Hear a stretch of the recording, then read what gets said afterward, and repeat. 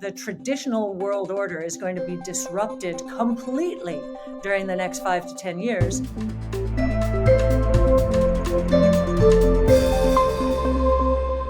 I'm thrilled to welcome Cathie Wood to the Titans of Industry podcast. She's a woman who needs little introduction, but I'm going to go ahead and give her one anyway. After a multi-decade career on Wall Street, she founded ARK Invest in 2014. 8 years later, ARK manages 8 funds totaling tens of billions of dollars in AUM and is arguably one of the most famous investment firms in the country right now.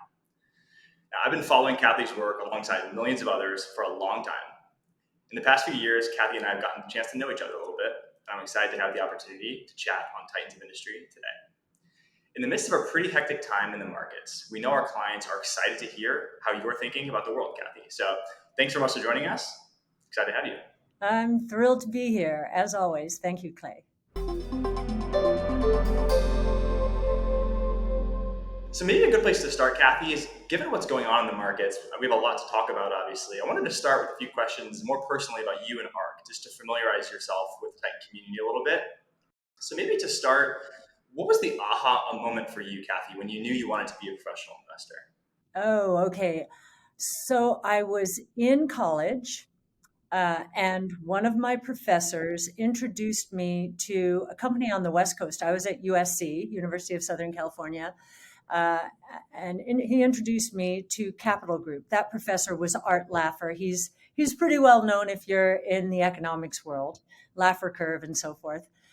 He introduced me to Capital Group because they were looking for a person who would kind of do the grunt work for the economist they were going to hire.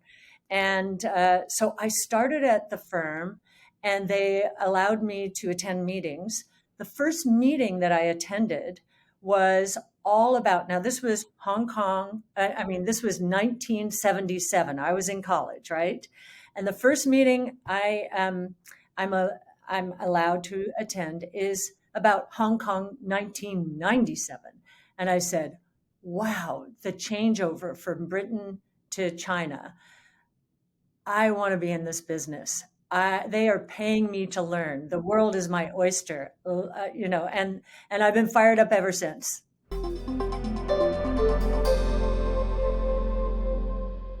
It's incredible. You had a history, past in the traditional fund world, Cathie, and then you decided to make the move to found ARK Invest.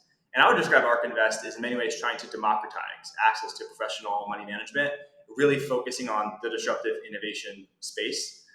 What was the catalyst for leaving that traditional world, having gone that traditional path, to founding and launching ARK Invest? I founded ARK for 2 reasons.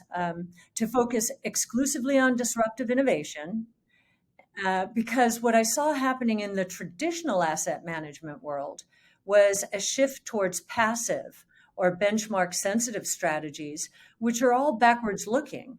The companies that have high positions in the benchmarks are there because of past success. And if we're right, and the traditional world order is going to be disrupted completely during the next 5 to 10 years, that is not the right way to invest. And yet, most management teams couldn't believe there was a portfolio manager who did not want to have anything to do with the indexes. Most portfolio managers kind of mirror them or hug them or other ways. So that was one reason. And then the second reason I knew I had to start my own firm was to add new dimensions to research. So in the traditional asset management world, compliance officers will not let portfolio managers and analysts say very much, if anything, about their work on social media. And I knew the rules were changing. The SEC was drawing up guidelines for social media, social marketing, and now social distribution. And I knew that this was the right thing to do, to give away our research, to share it, because of what I told you before. There's so much inefficiency in the traditional markets when it comes to research and investing. They're not doing enough research on truly disruptive innovation. And I knew that our stocks were disadvantaged because of it. So give it away and basically develop relationships with people who are also passionate about innovation. And it's a win-win. It makes a ton of sense in hindsight. And you mentioned, the ability to produce quality research. I think it's part and parcel of hiring a great team. So before we jump into markets, Cathie, I want to discuss building high-performing teams. I've had the privilege of having worked in the financial services world before, in private equity and long-short equity, having been through that interview process. I'm fascinated and curious to know, what does an interview look like with Cathie Wood? Well, first of all, it doesn't take place before something else happens. I think the most important thing we have here at ARK are not only incredibly talented people, but a culture that, sure, we're all challenging each other, but a culture of respect and trust. And so the first interviews do not take place with me. When we're hiring for analysts, for example, we will have our analysts interview them first. And that cultural fit is top of mind to me, not only intellect, but cultural fit.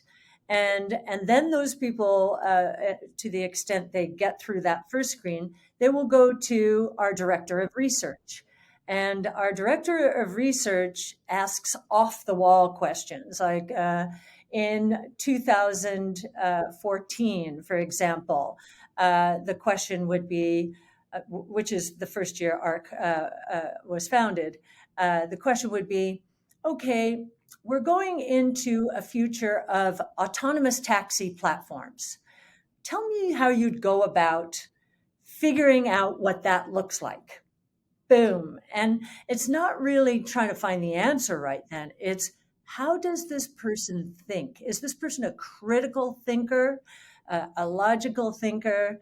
And there are a lot of, in the traditional asset management world, there are a lot of what I call inductive thinkers. They take company information and try and put a picture together. We need both.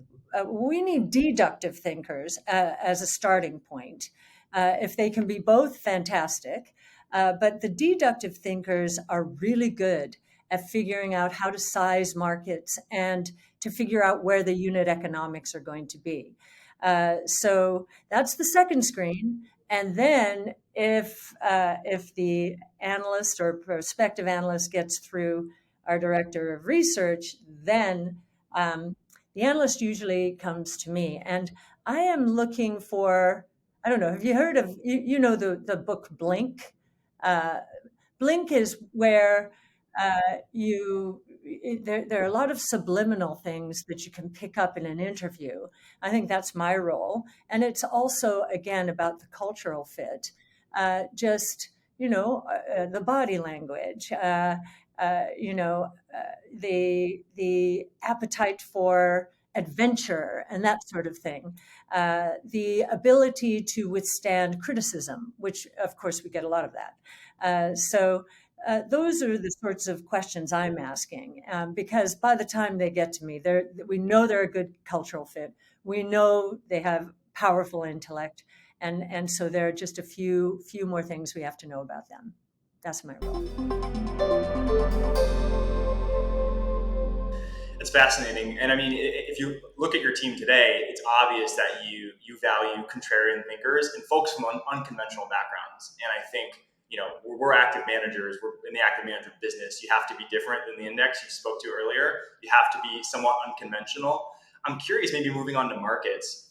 Speaking of unconventional bets or, investment theses, what would you say is your highest conviction bet over the next, let's call it 3 to 5 years?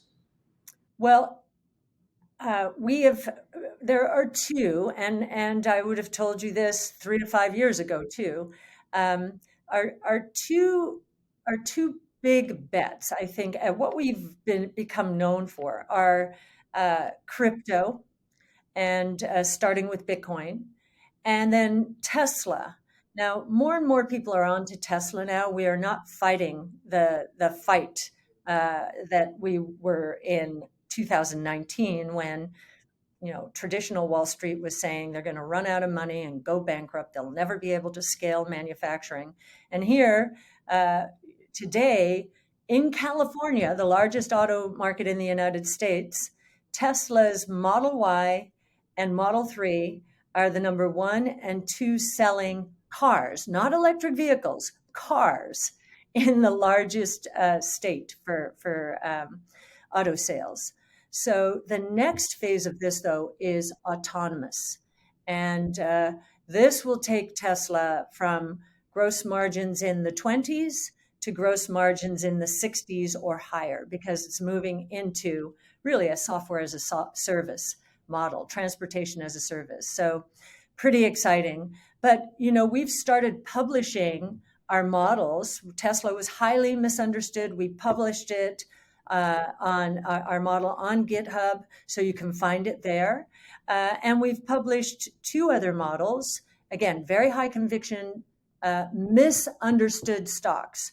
So Zoom is one and Roku is another. So I think that would round out the top 4. Super interesting. You mentioned, I have to ask, you mentioned Tesla. You all were an early investor in Tesla. I think you have somewhat of a public Twitter relationship with Elon Musk too, just having seen some of the back and forth. What are your thoughts, Cathie, Elon Musk? Elon Musk is our Renaissance man. He's a genius, and we are so blessed. The world is so blessed to have him. And sure, he creates a lot of controversy out there and stirs things up. But, for Elon, at least, there has been no such thing as bad publicity. It's publicity, and it all works. Tesla has not had to spend a dime in advertising. So I think social media has really worked for him. He's a controversial figure. What I love is he says exactly what's on his mind, and he's willing to go against the conventional wisdom.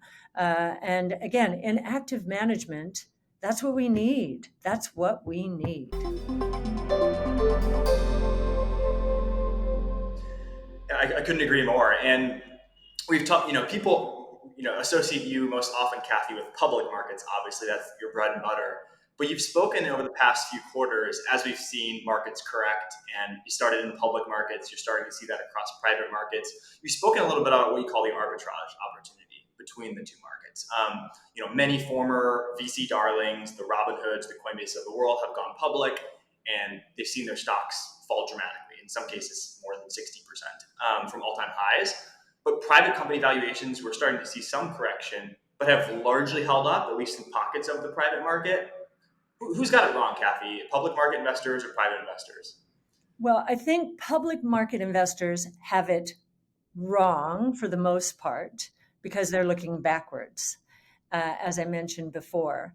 I think private equity or venture capital investors have it more right because they're looking out. They're looking to the future and they're looking long term. So our investment time horizon is 5 years, and we do that for public companies. Most investors are looking at 1 year.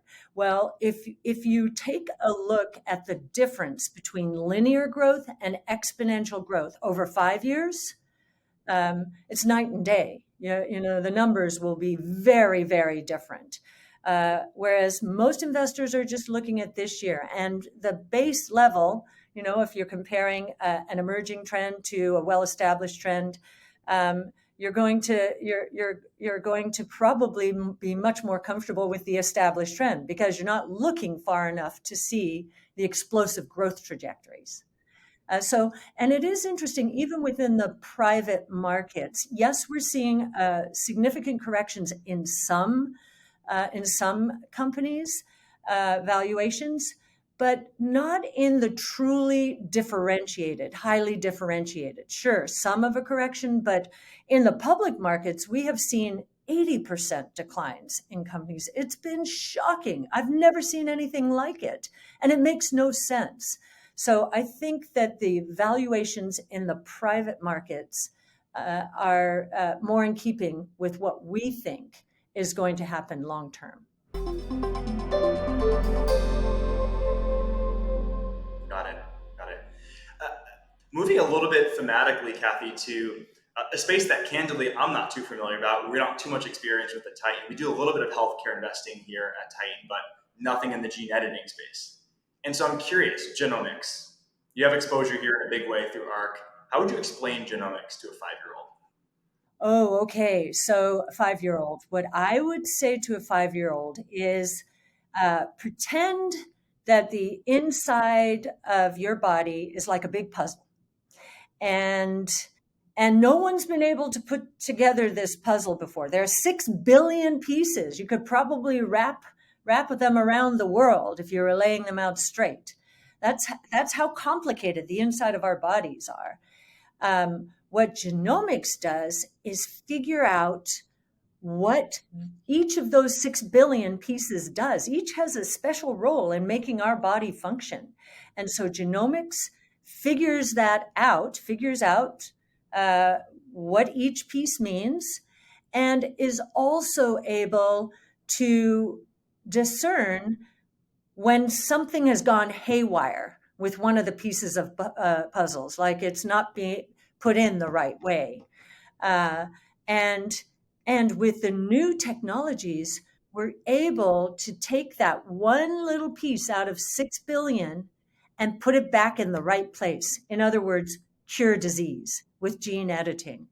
So that's how I would explain it to a 5-year-old. Fascinating. Even I understood it with a 5-year-old, each level on the topic.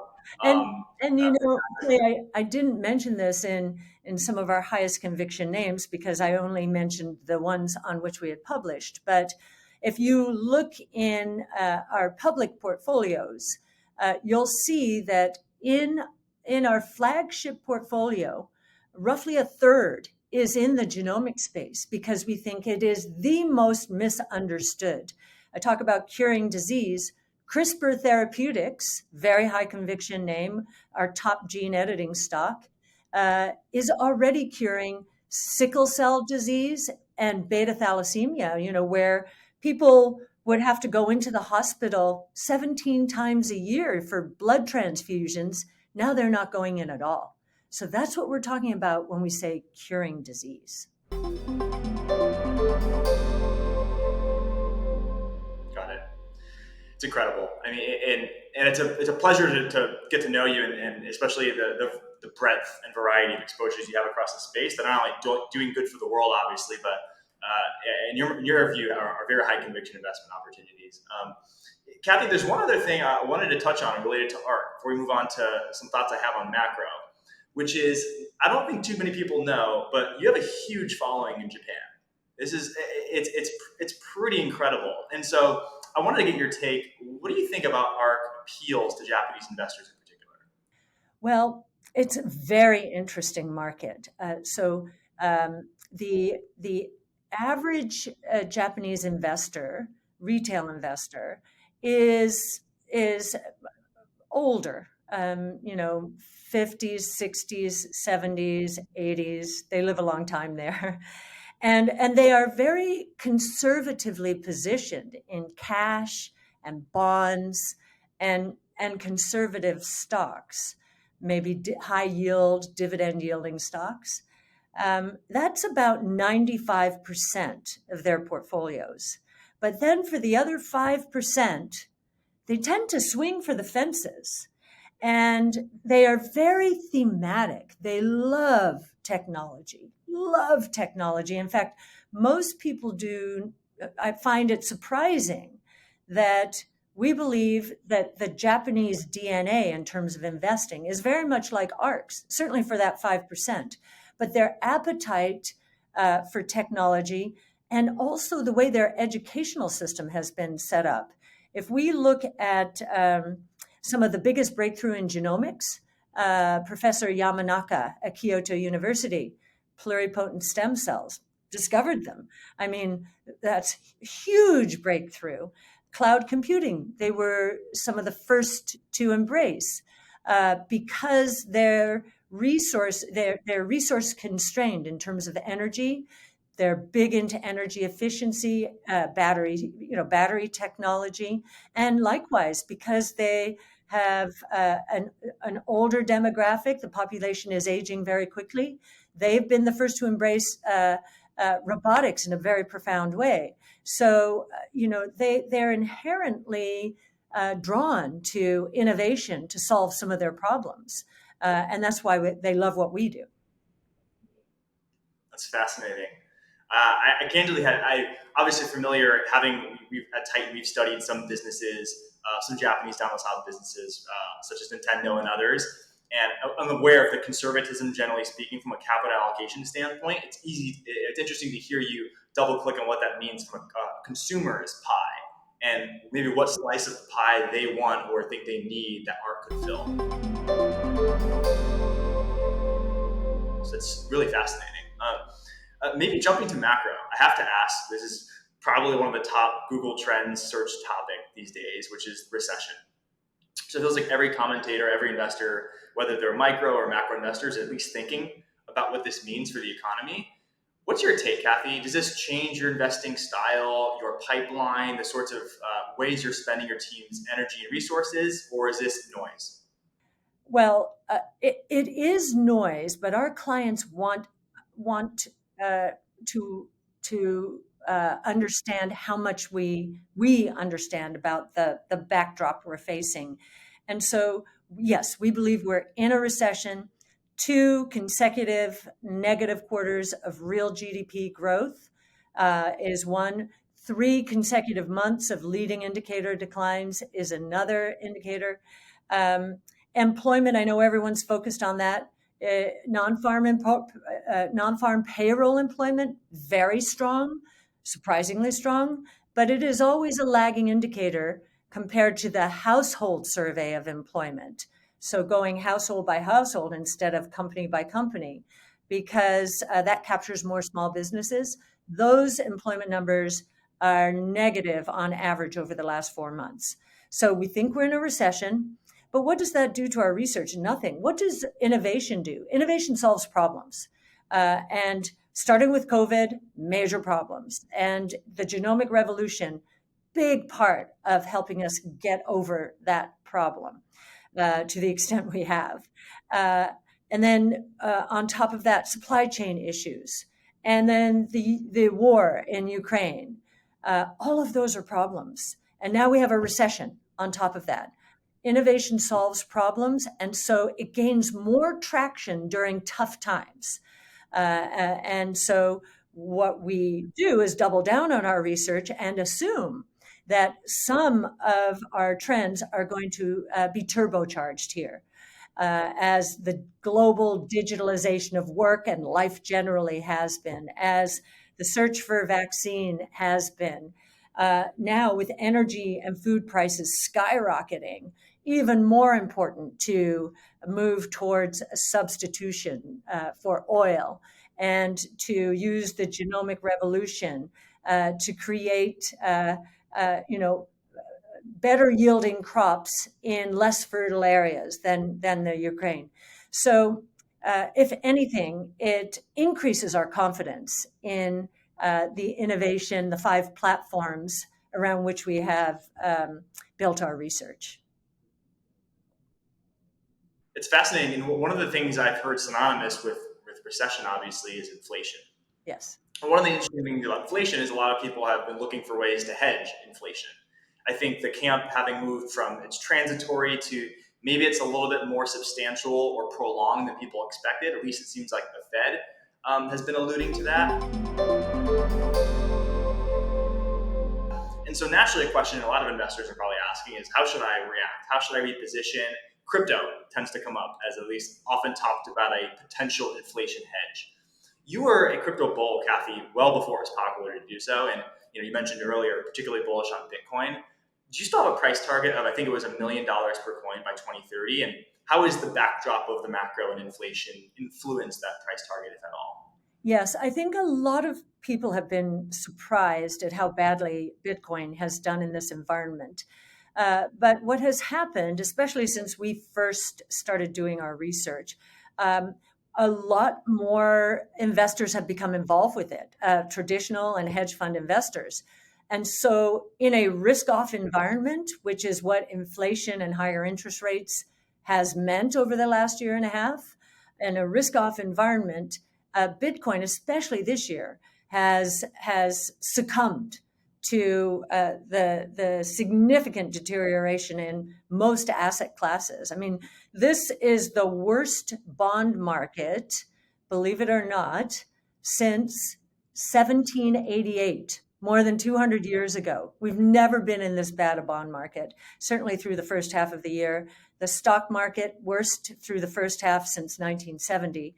And Bitcoin was doing well until last November. It almost hit 70,000. Now it's down to the low 20s. And yes, our confidence has increased, believe it or not, in our price target. One of the reasons is the partnership between BlackRock and Coinbase. We're seeing the traditional investment firms really being pulled by their clients into supporting or providing an infrastructure for institutional investing in the space.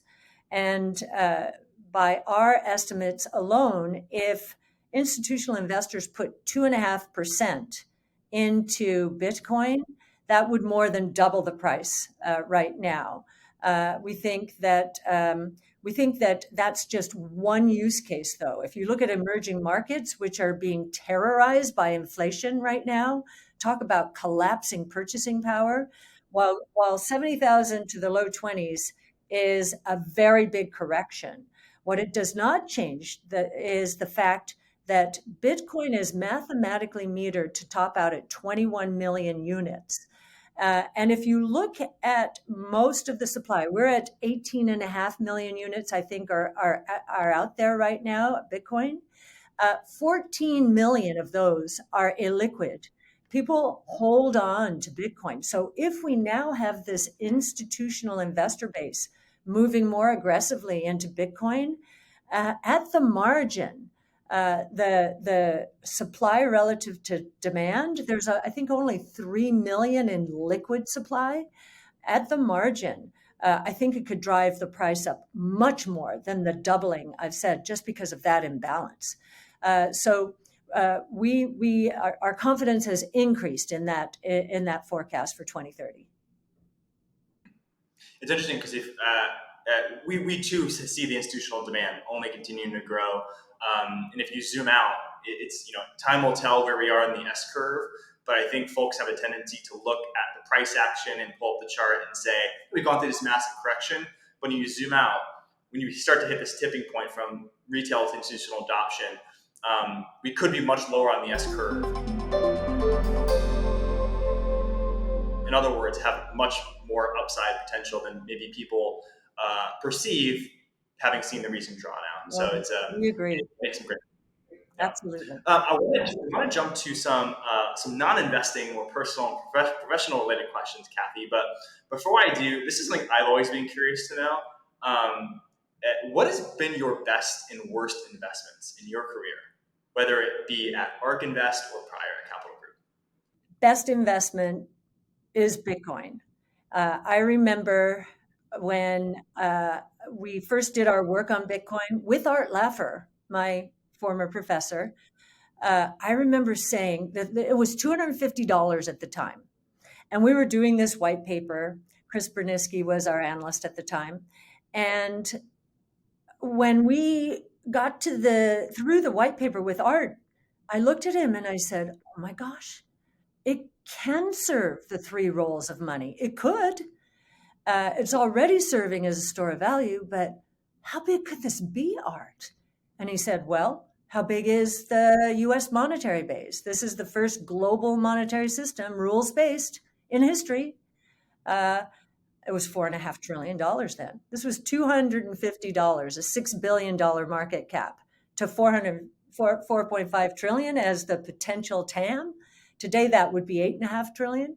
And I went out, I became the guinea pig for it, for ARK, right before to make sure all the plumbing worked with GPTC at the time, and put my own personal money, and to the point where the analyst was saying like, oh, I feel so responsible, this could go to zero. and and uh, and so it's been the best investment. And I put down a pretty good chunk of change there. And then, of course, ARK followed very quickly at around the same price. Uh, the worst investment, uh, probably, I felt very responsible at the time. I was at Jennison Associates, and I was that adventurous analyst who was willing to go out and look at Mexican stocks and Chinese stocks. And the worst investment, we had loaded up on Mexican stocks. I was the prime analyst, and you know uh, I did not believe that Mexico would devalue, that because the leadership was saying they would never revalue. Well, we didn't take any of the risk off as that risk was building. And that's the worst mistake I've made, I think, in my career. And it made the difference at Jennison between outperforming the big benchmarks that year and underperforming. We underperformed. So I felt very responsible.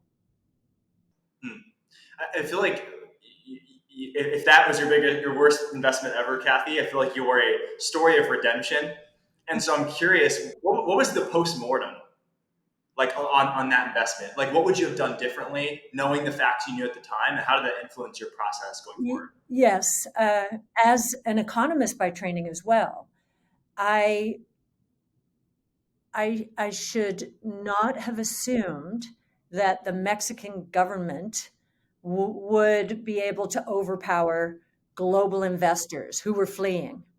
And it was just a big mistake on my part, but an important learning lesson. If there are risks building, and if there is, if there, if all you're doing is trusting the word of politicians, well, don't do that. Take some risk off the table. Yeah, point taken. Yeah. Cathie, if investing is a sport, I feel like we've been playing one-on-one and been a lot of the on the court, so to speak, thus far in this interview. I wanted to know a little bit more about Cathie off the court. So, what would you say is one thing people may be surprised to learn about you? Let me see. Well, they might be surprised to know I lived in Ireland at a time when I was a child where we had cement floors and where we didn't have a bathtub or anything like that. So very, very modest there. But one of the most wonderful things is at that time, they taught school only in Gaelic. And we knew we were going to go to the United States, so we were going to be there. We had lived in England, and then we were moving to Ireland, and they said, well, you don't have to learn Gaelic if you don't want to, because you're going to America. But, as a 7-year-old kid, you're going to learn the same language that everyone else is learning. And so I was fluent in Gaelic. We called it Gaelic back then. Now they call it Irish. So maybe people will be surprised. Do I remember anything? I remember how to say thank you. Garamahagut.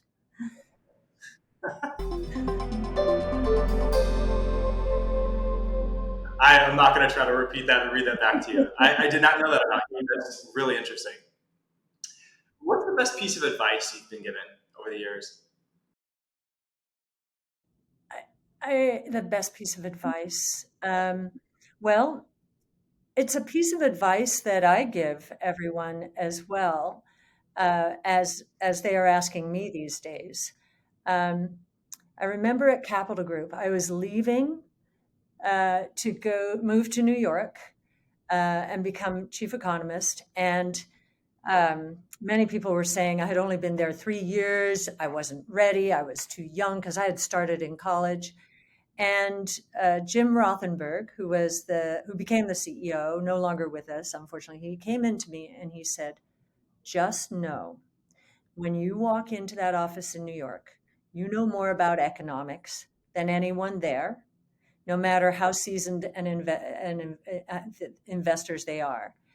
And my advice to people, and that worked, it gave me all the confidence. And my advice is there is so much changing in the world today, particularly technologically, that young people going into the workforce probably know much more than their bosses or the CEOs know about technology. They're digital natives, right? In many ways.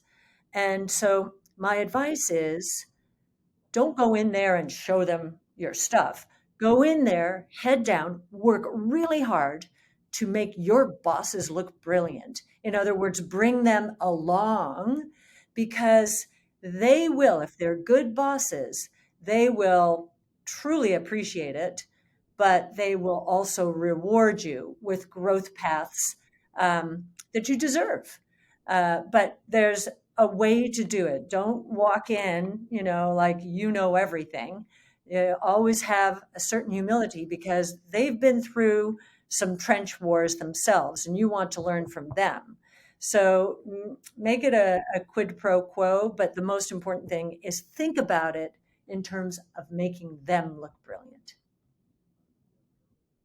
I love that. It's sort of like I use the analogy of jujitsu a lot, right? Which is take what appears to be your biggest weakness and make it your biggest strength. Which is, you mentioned earlier, the world's becoming more social. There's more opportunities than ever.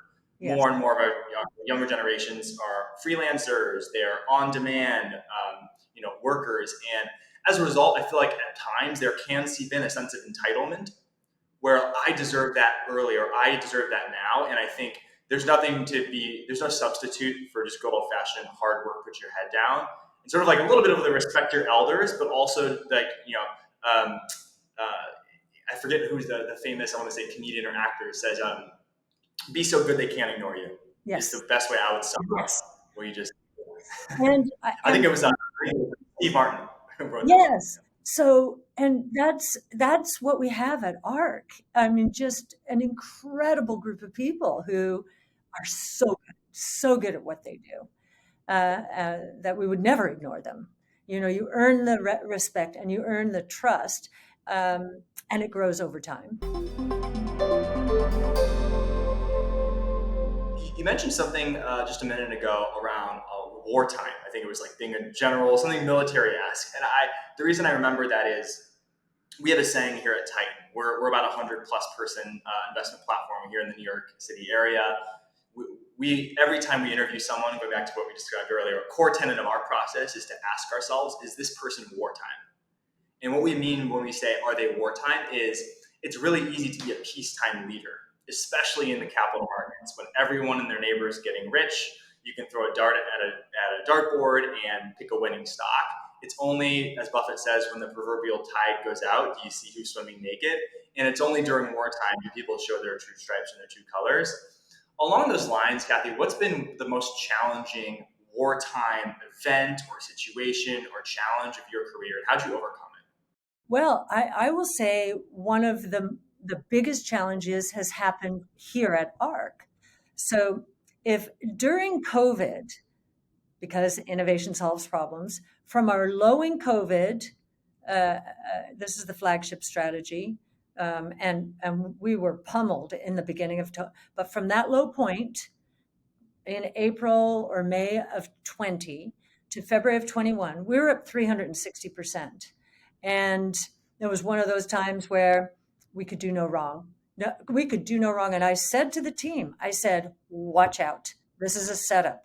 This is a setup.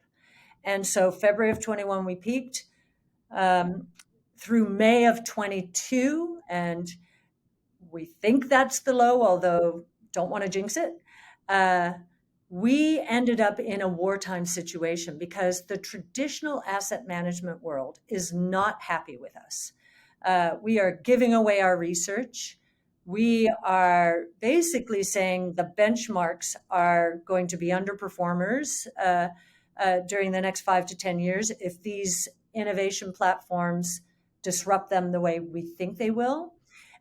We're out there in the open, in media, social media, and so I think that a lot of people were happy to see our initial descent. And then we had these memes going around. Oh, this is just a replay of the tech and telecom bust in the early 90s. And so they were drawing our flagship quotes against the NASDAQ back then. And it looked pretty similar. And so there were algorithms out there, just one-way street, and so I basically said to our team, I said, okay, we're in a war. We're in a war. This is a ground war. This is what we're going to do. We're going to start publishing pieces about benchmarks and how they do not expose investors to disruptive innovation the way we do. We're the new NASDAQ. We wrote another one. We started publishing our models, more of our models, and then doing videos around them.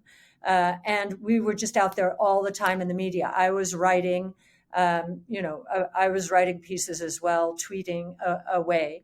So we just took it head on. But we knew we were in a war. I mean, when you see I'm not going to use names here, but when you see someone on TV constructing an ark with little animals in it and then pouring whiskey or whatever and basically saying they're drowning, first of all, there's a lot of bearishness in the market when we got to that point. And I think it's not too long thereafter that we bottomed. So a lot of haters out there.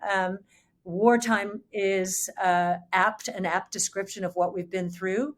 We're still battling it. And I think when all is said and done, that the pendulum towards benchmark style investing, if we're right, and if we win this war, will swing the other direction.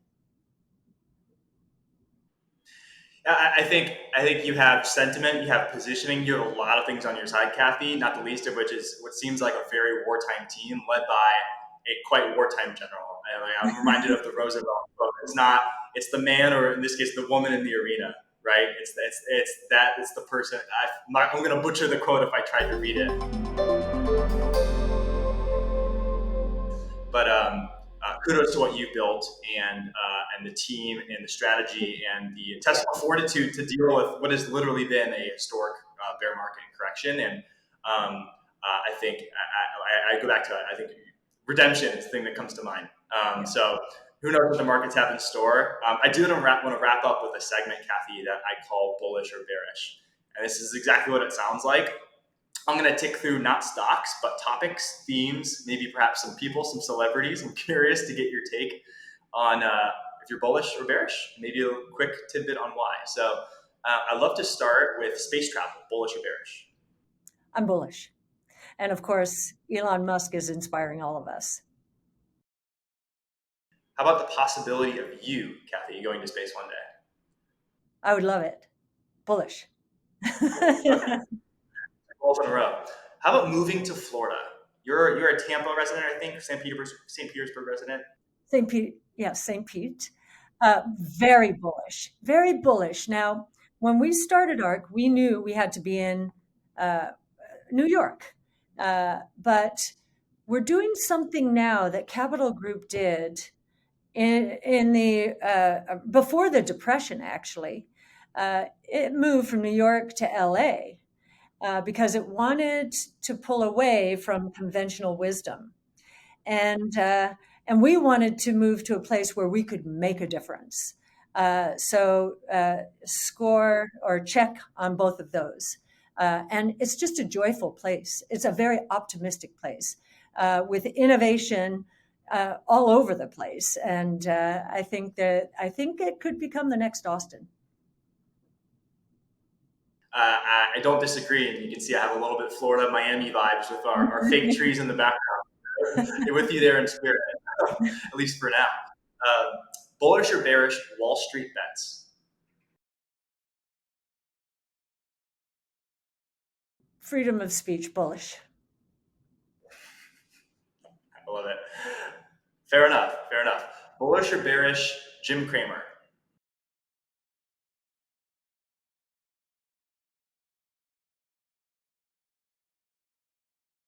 Bearish.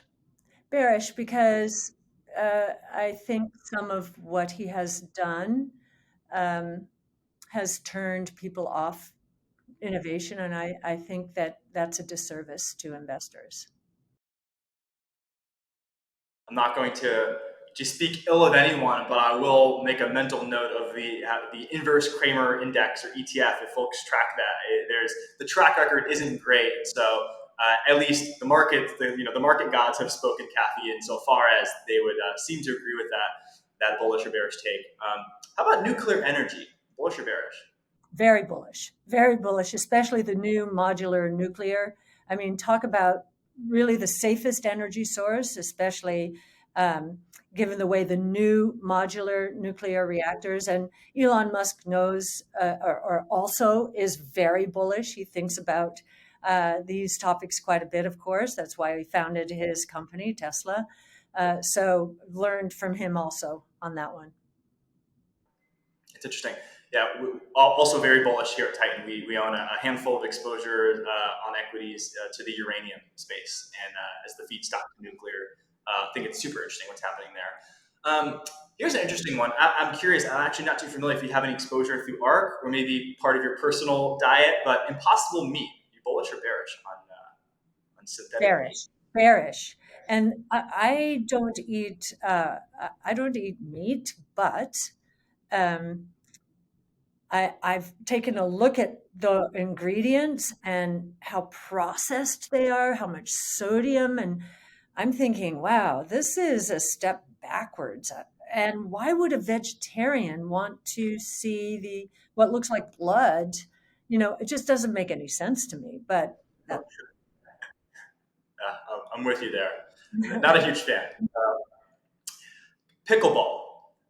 I know this because I have family in Ohio, but also family in Florida. And the one thing they have in common is they love pickleball. For those who aren't familiar, it's sort of a hybrid tennis, ping pong. Any tennis players will think I'm speaking blasphemy. But pickleball, one of the fastest growing sports or recreational activities in the country, I think. How are you thinking about it, Cathie?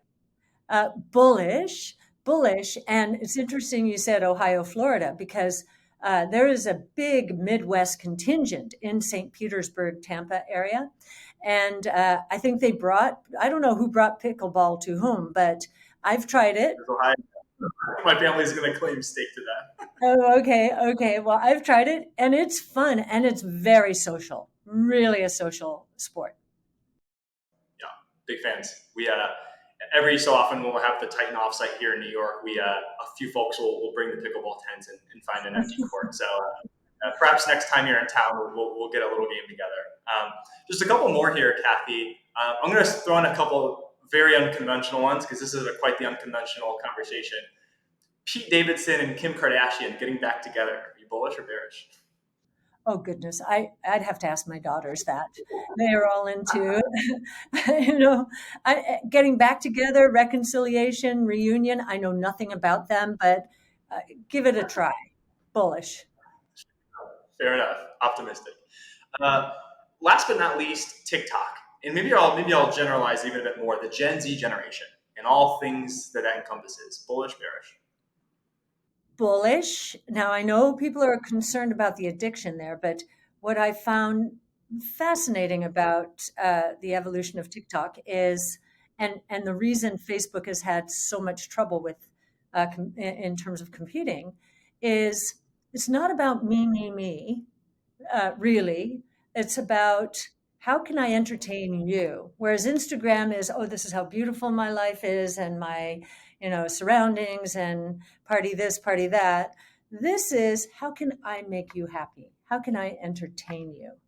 And I like that better. I personally like that better. Now, I have used it, and a few of our analysts have used it. They spent so much time on it, they had to shut it down because they said, we cannot spend our time this way. We're going to lose a lot of productivity here. And I haven't really done much with it, but I do find it fascinating. The Gen Z's answer to, I guess, the millennials, right? It's very, very, very different culture. Yeah, I agree. I'm just trying to keep up at this point with I don't know what the latest and greatest is, but Cathie, that was a great way to wrap up. It's been an absolute pleasure. Thank you for joining us. Oh, Clay, thank you. Always have fun with you all, and really looking forward to the future in partnership with you. Likewise.